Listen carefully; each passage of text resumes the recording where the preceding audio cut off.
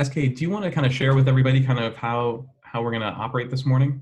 Absolutely, sure. So everyone is muted, but we can use the chat function, which is at the bottom of your screen, for any comments or any questions that you all have. So the way the call will go is we'll get some updates from Patrick and Peter for about 15 minutes or so, and then we'll open it up for questions and stick around if folks have things that they want to talk about.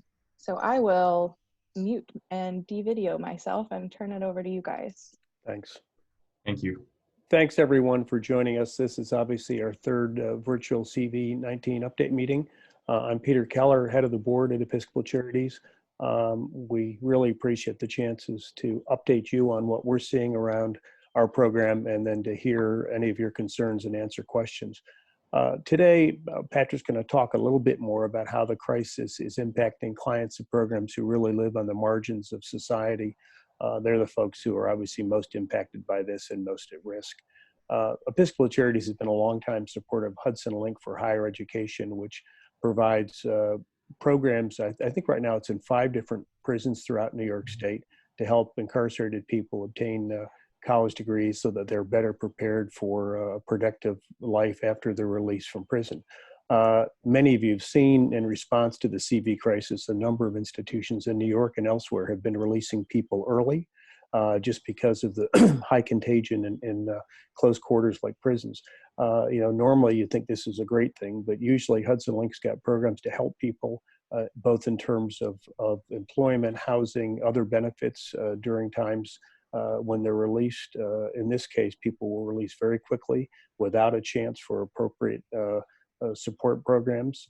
And as I think you can all imagine, being sent out without warning into the general population without any support plans is just a recipe for trouble. So I'm going to turn it over to Patrick, and he will give you a little of an update on how Hudson Link is working to meet the challenges that this group is facing. Then I'll be back at the end of the call to tell you a little bit more about what we're doing at Episcopal Charities with our relief fund, and to tell you how you can help us out in terms of either financial contributions or volunteering time. So Patrick, let me turn it over to you. Great, thanks, Peter. As we've been having these conversations, I want to start with this particular conversation by reminding us of a couple of really important kind of foundational things.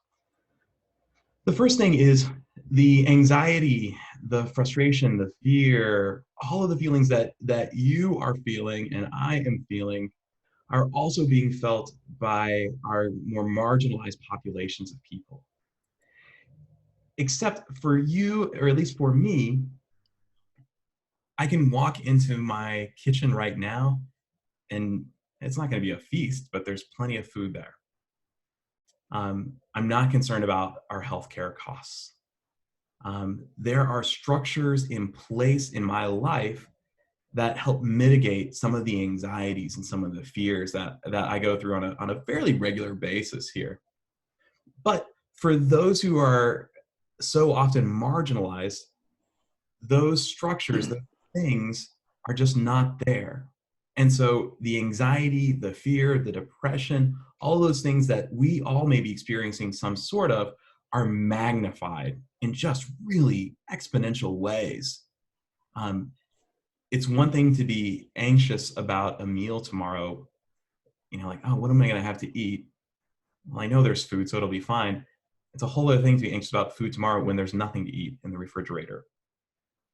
So I want to talk to you specifically about one particular population that we often overlook when we're thinking about issues like this. And thus, that is the population of those who are recently incarcerated.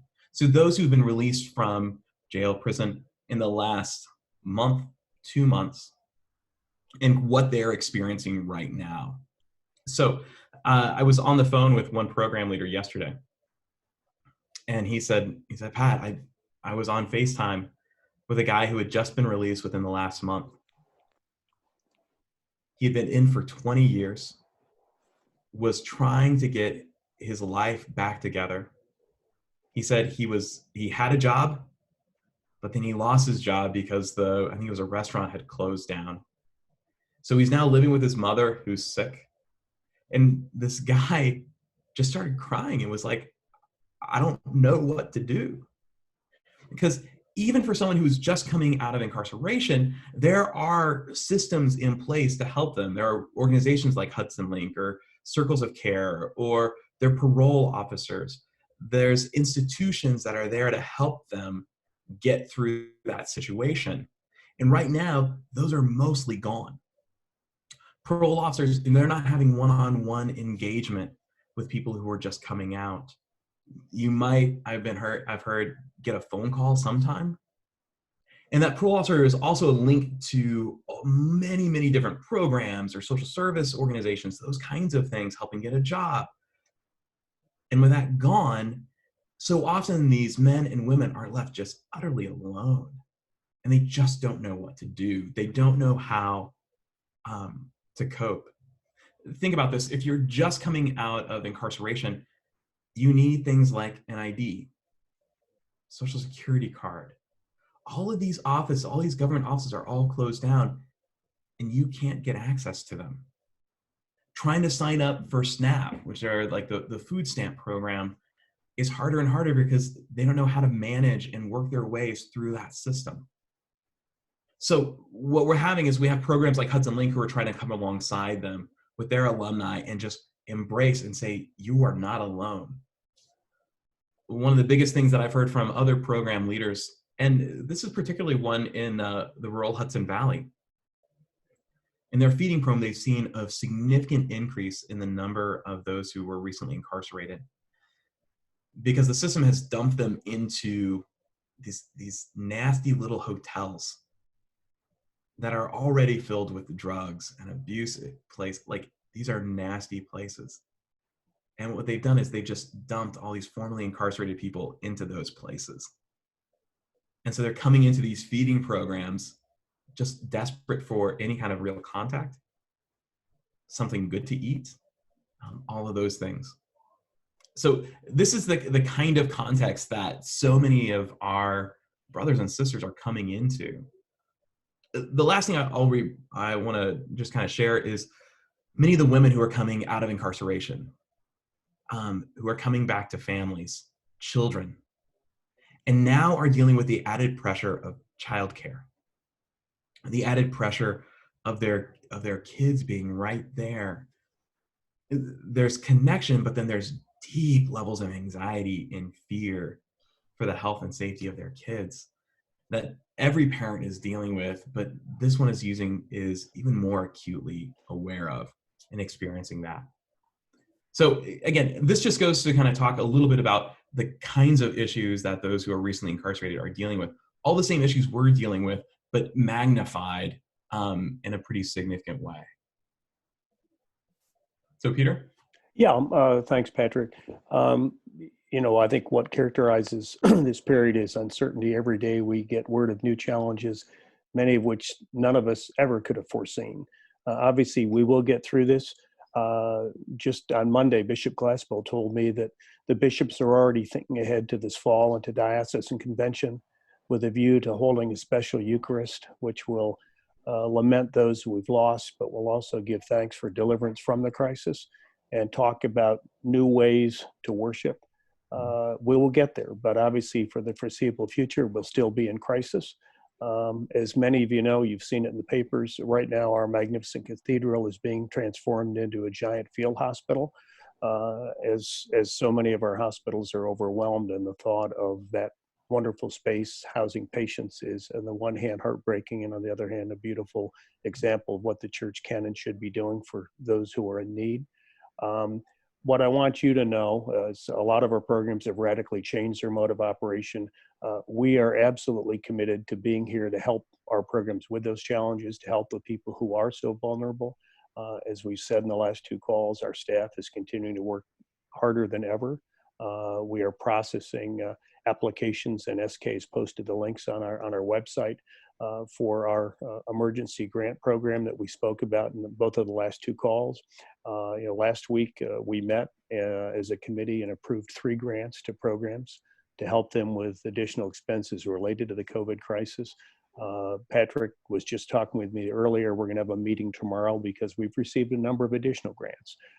In addition to the money that I spoke about last week that we have moved from our reserve funds, I'm very happy to say that a number of board members have stepped up with an additional $20,000 in cumulative funds, and we continue, Elizabeth and the development staff, to reach out to supporters to seek additional funds, because we know this is going to be just a continually growing need for money to fund, as Patrick mentioned, childcare, obviously feeding. We're talking to some summer after school programs that are transitioning from camp-like structures to daycare sort of structures. So when the economy opens up again, parents can get back to work.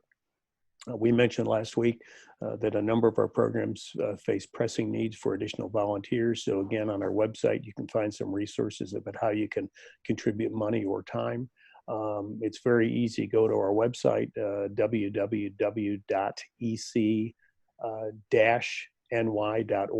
and look for the COVID-19 tab, and you can pull down information. We just thank you for all of your ongoing interest and support. We're going to do this on a weekly basis until things settle down. But until then, we're very mindful of the fact that we're in Holy Week now. And obviously Passover is starting, and it's particularly poignant that this happens during this special time of the year. But we'll be thinking of you, and we send our wishes for a blessed Holy Week and a wonderful Easter despite the period that we're in. So stay home, stay safe, stay well, and Patrick and I are happy to answer any questions that you have now. SK can get questions from the queue in the chat room, and we'll do our best to give you answers. Thanks very much. Thanks, everyone.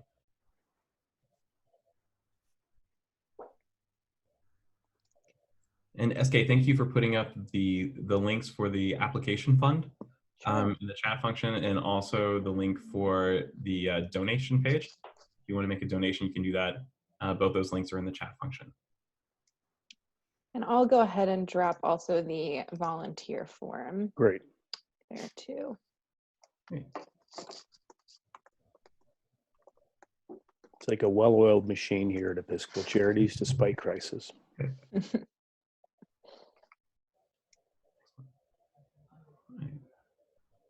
Questions?